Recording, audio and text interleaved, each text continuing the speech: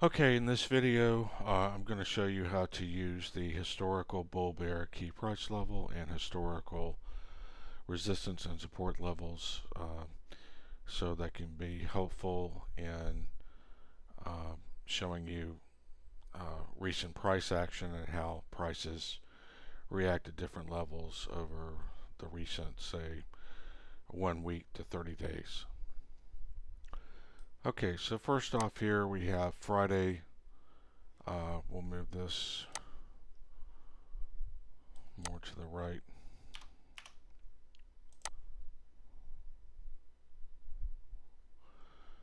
Okay, so what you're looking at here is this is Friday the 16th.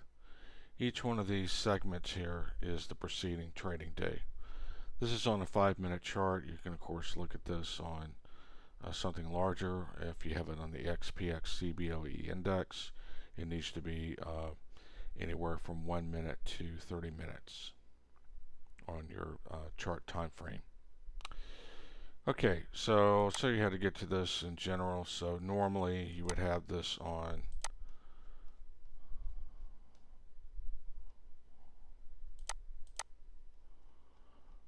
we'll just show what it looks like normally.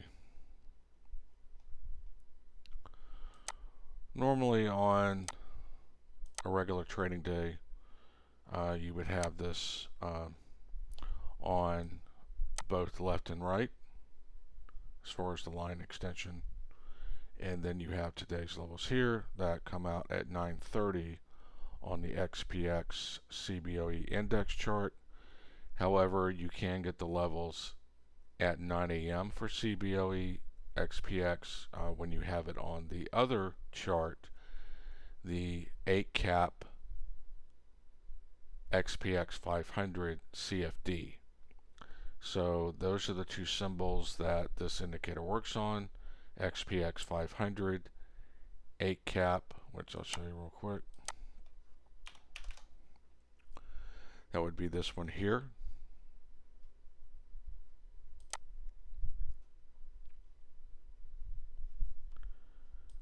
And normally these two are turned on here, these tables.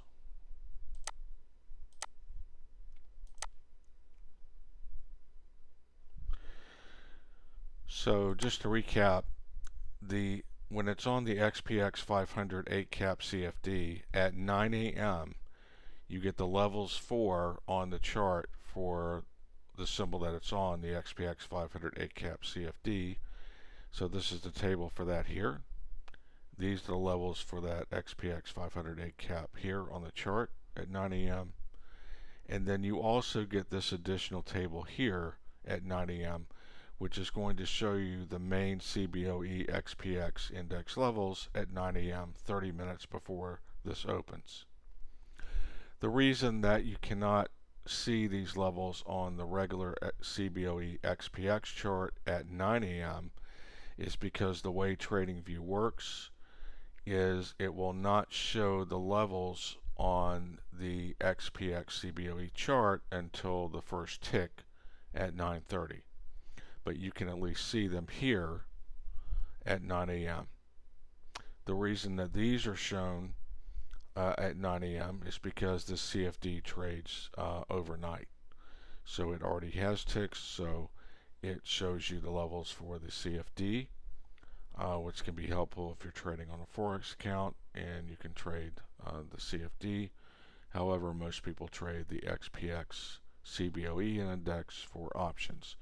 So this gives you a preview of what the levels will be at 9:30 for this, and then at 9:30,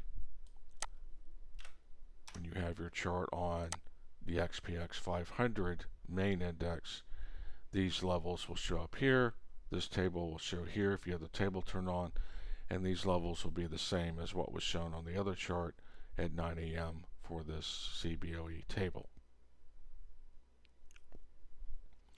Okay, so now how to get to the historical bull-bear key price level and historical RNS levels. So you would go into inputs. First thing we'll do is we'll just turn off the tables. The second thing you want to do is change the line extension to right only.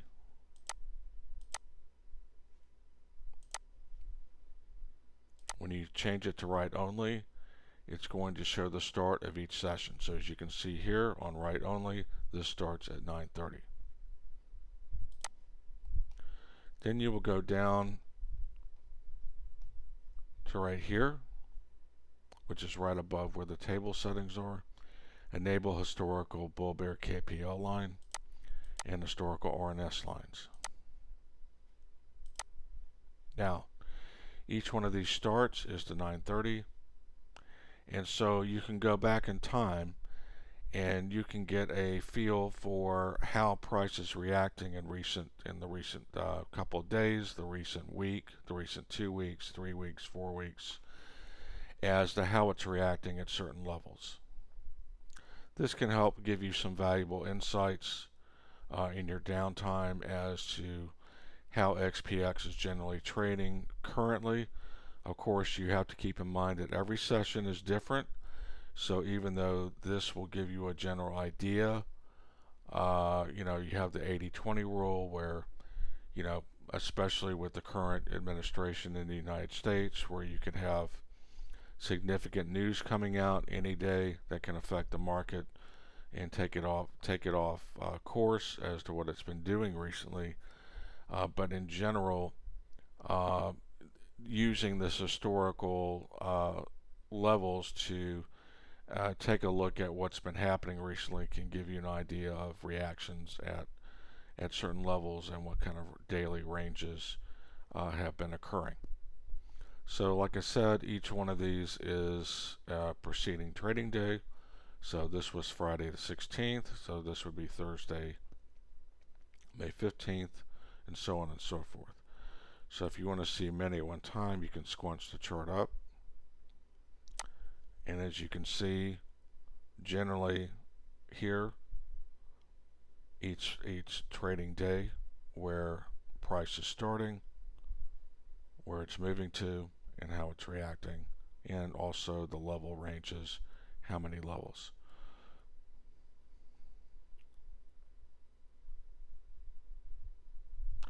So as you can see, in the case of this, when it is dipping down below the bull bear key level, okay, obviously you can do puts when it is going down below to start with, and make a profit that way. Or if you're just looking for long opportunities, as you can see here, we have reactions off. This is the R2 level. The S2 level here. So this is the bull bear. This is R1, R2, R3, R4, R5, R6. Then we have S1, S2, S3, S4, S5, X6. So R1 and S1 are the blue. The bull bear key level is the yellow. S2 is the green. R2 is the red. And this can give you a good idea. As you can see, we move level to level. So we have a move down here, down to S1, it moves back to the bull bear key price level. It never really closes above that, and it moves back down and then moves back up again to that. Here we have testing the bull bear key level over and over again, and then we have a move up to R2. Here on this day, on Friday, we had a move down to S1 and then a move back up to R1. So we have the S1 back to bull bear key price level, and then bull bear key price level up to R1, and then eventually move up to mid R1, R2. Of course, you can take a closer look by widening out the chart as well. But this can be kind of helpful to you to see how it is reacting. As you can see here, you had a dip below to the midpoint between S1 and S2 before it had a reaction the other way.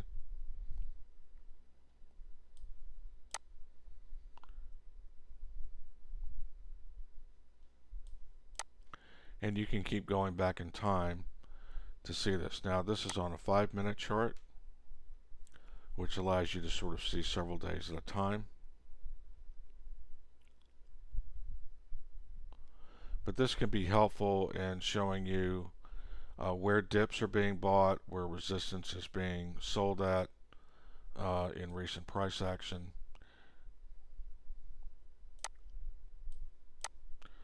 And if we squinch it back up again, where you can see multiple days at one time. And of course, like I said, this is on a 5-minute chart. Obviously, if you make it less than 5 minutes, there's going to be a lot more bars, so you won't be able to see as many days at one time. If you increase it to, say, like a 10-minute or 15-minute chart,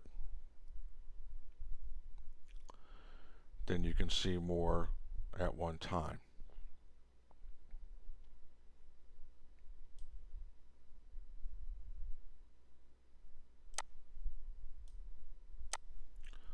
So if we go down, say, to a 2-minute chart, then it's going to take up a lot more space.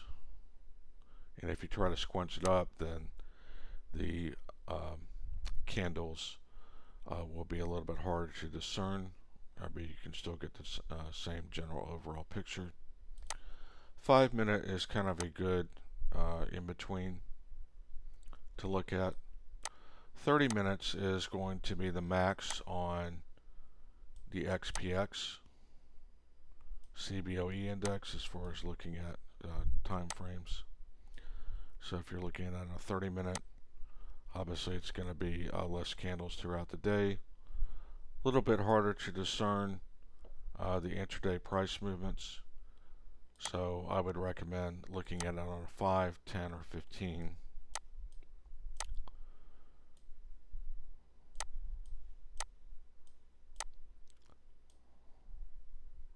But in any event, I hope this has been helpful.